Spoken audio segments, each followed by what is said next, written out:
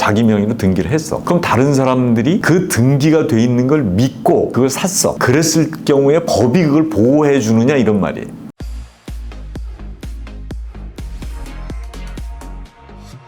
안녕하세요. 행복한 상속의 홍순기 변호사입니다. 이번 시간에도 지난 시간에 예고를 드린 대로 그 형이 동생을 속여서 상속재산을 편취하고 다른 사람에게 넘어간 경우에도 그걸 찾아올 수 있느냐, 이 부분에 대해서 말씀을 드리겠습니다. 아직까지 구독자가 아니시면 구독, 좋아요 눌러주시면 감사하겠습니다. 우선 질문을 읽어드리겠습니다. 아버지는 2001년에 돌아가셨고 유산으로는 임야가 있었는데 형이 값이 오르면 그때 팔아서 나누자고 해서 그대로 두었습니다. 그런데 2015년에 형이 일단 등기나 해놓자고 해서 저는 필요한 서류를 주었습니다. 그런데 형이 그것을 가지고 형 명의로 상속 등기를 한 사실을 형이 돌아가신 2021년에야 알게 되었습니다. 그 임야는 형 생전에 이미 제3자에게 넘어간 상태였습니다. 아버지가 돌아가신 지 22년이나 되었는데 상속 재산을 찾을 방법이 있을까요? 두 번째는 이미 임야는 제3자에게 넘어갔는데 찾을 방법이 없는 것 아닌가요? 이런 질문입니다.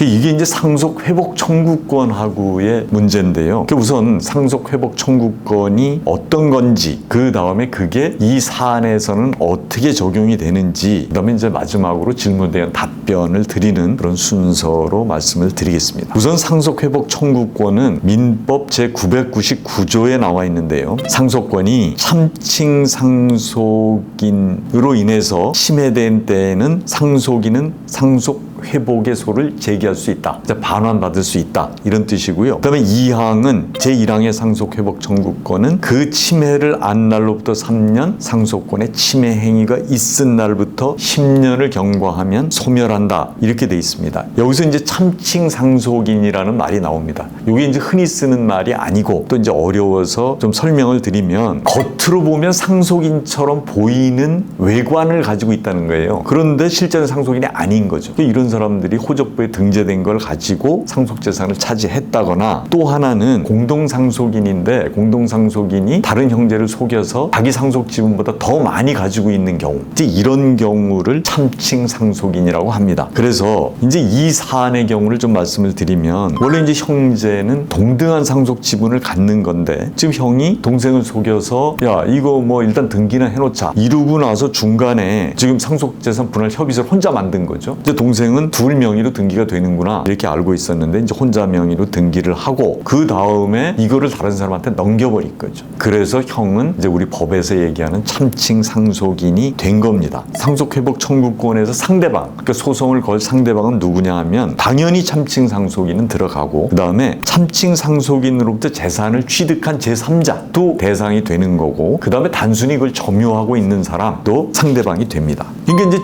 제3자라는 게 이제 문제인데, 이게 제3자 상속인이 아니잖아요. 그랬을 때 이제 소송을 어떤 경우에 할 수 있냐를 보면, 일단 뭐 움직일 수 있는 물건이나 유가증권 같은 경우는 선의 취득이라고 그래서 일단 갖고 있으면 갖고 있는 사람 소유라는 게 인정이 된다는 말입니다. 그런데 이 부동산에는 공신력이 없다 그러는데, 이제 공신력이 없어서 하여간 반환을 해야 된다. 이게 무슨 말이냐 하면, 예를 들어서 이런 거죠. 자기 명의로 등기를 했어. 그럼 다른 사람들이 그 등기가 돼 있는 걸 믿고 그걸 샀어. 그랬을 경우에 법이 그걸 보호해 주느냐 이런 말이에요. 등기가 잘못됐으면 그걸 믿고 산 사람도 법의 보호를 못 받는다. 이런 뜻입니다. 이게 이제 공신력이라는 말인데, 예를 들면 또 이런 거잖아요. 공사하는 말이에요. 일반 물건은 점유하고 있으면 그 사람 것이라고 누구든지 다 이제 인정도 하고 법에서도 보호를 하는데, 부동산은 다른 거죠. 남의 부동산 위에다 집을 짓고 자기가 살고 있어. 그 주인이 모르는데 이제 그러면 자기께 되느냐는 거예요. 이제 그걸 모르고 딴 사람이 샀을 때 과연 그게 점유하고 있는 사람을 법에서 보호하느냐, 이제 그게 공신력이 없다는 뜻입니다. 그래서 등기나 점유에는 공신력은 없다. 이제 이게 어려운 말이긴 한데, 하여간 잘못된 등기를 한 것을 샀다고 하더라도 법에서 보호는 안 해준다. 이런 말이 이제 공신력이라는 의미입니다.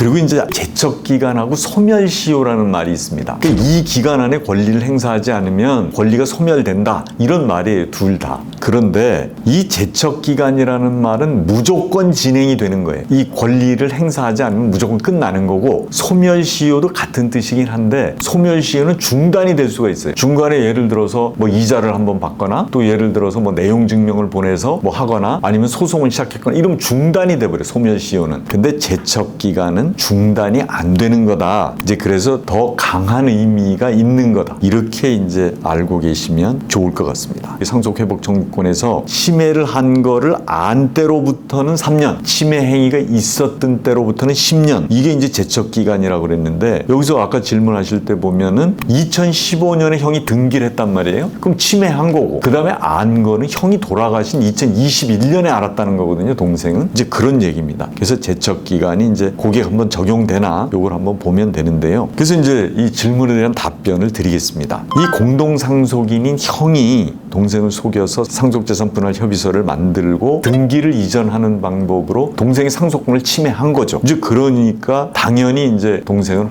상속회복 청구권을 행사해서 반환받을 수 있는데, 거기에는 제3자도 포함이 된다는 거예요.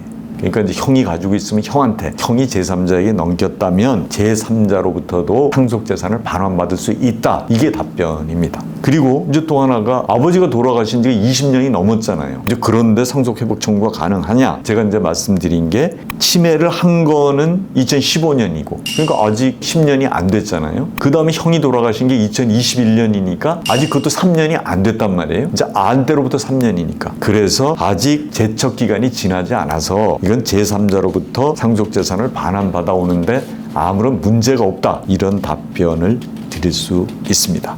이 영상이 유익하셨다면 구독, 좋아요 눌러주시고요. 그리고 다음 시간에는 상속을 포기한 형제가 이 다른 형제를 속이고 상속 등기를 했을 때 이걸 되돌릴 방법이 있느냐, 그 점에 대해서 좀 말씀을 드리도록 하겠습니다. 감사합니다.